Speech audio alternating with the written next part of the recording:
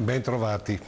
Secondo la Commissione europea, in Italia si concentra il 50% della corruzione di tutta l'Europa Unita, valutata in circa 120 miliardi l'anno.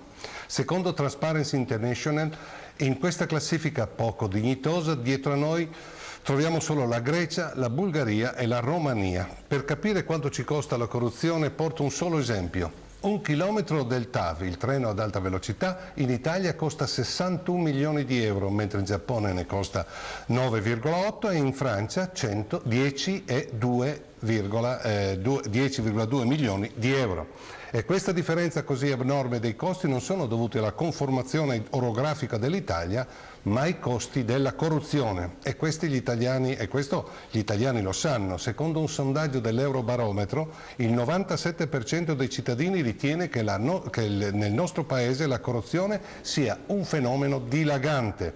Quindi i cittadini italiani sono avvertiti del fenomeno. Eppure i nostri comportamenti non sono conseguenti. Solo qualche decennio fa, quando in una comunità qualcuno veniva preso con le mani nella marmellata, nel sacco, come si dice, anche se era un rubagalline, la società l'emarginava, lo metteva all'angolo. Oggi non è più così. Chi ruba il prossimo, chi froda il fisco e la fa franca è visto come un furbo, un ganzo da imitare. Un esempio sono le comparsate televisive di Flavio Briatore. Briatore nel 1984 è stato condannato a 4 anni e mezzo per truffa e per evitare la galera il nostro si è dato alla latitanza ai Caraibi e poi in Brasile. Sarà in seguito amnistiato. Ora ha un processo in corso per un'evasione fiscale milionaria, eppure viene invitato nei talk show più importanti per parlare dei massimi sistemi e viene apprezzato dal pubblico. E poi Verdini, il factotum di Berlusconi, quello che assieme al boss decide di chi candidare alle elezioni. È un uomo accusato di bancarotta fraudolenta, truffa aggravata allo Stato, associazione a delinquere e altre amenità del genere ancora. Un personaggio con un curriculum simile non potrebbe neanche gestire una rivendita di angurie, eppure ha un ruolo da protagonista in Forza Italia e dunque della politica italiana. E arriviamo a colui che ritengo sia il maggior responsabile di questa catastrofica deriva. Sì, è proprio quello che state pensando, è Silvio Berlusconi. La risoluzione europea lo dice con chiarezza. Il Caimano, sia quando era al governo che da capo dell'opposizione, ha allentato le leggi che contrastavano la corruzione. Ad esempio, ha depenalizzato il falso in bilancio, ha allungato i tempi dei processi ed ha accorciato i tempi della prescrizione, tant'è che i processi della razza padrona corrotta sono destinati quasi sempre alla prescrizione. Berlusconi poi è un uomo accusato di aver comprato dei parlamentari, di aver corrotto dei testimoni, di concussione, di aver fatto sesso con un minarene.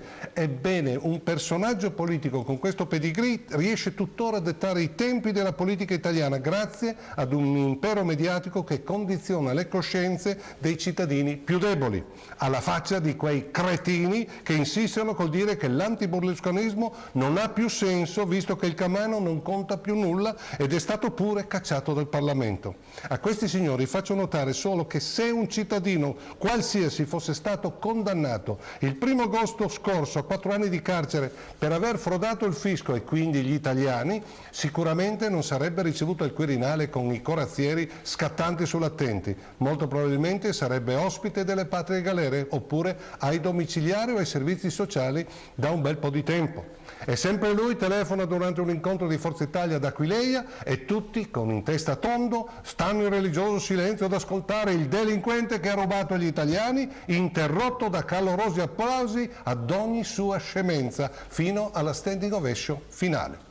Tutto il mondo politico dice che il problema dei problemi in Italia è il lavoro, che è assolutamente necessario far ripartire l'economia per creare occupazione. Ma io penso che se non si blocca la corruzione con leggi stringenti e i corrotti e i corruttori battuti in prigione, nessuno può raddrizzare la nave Italia. Per far ripartire l'economia e creare nuovi posti di lavoro è necessaria una precondizione, portare la corruzione a livelli fisiologici economici come negli altri paesi evoluti.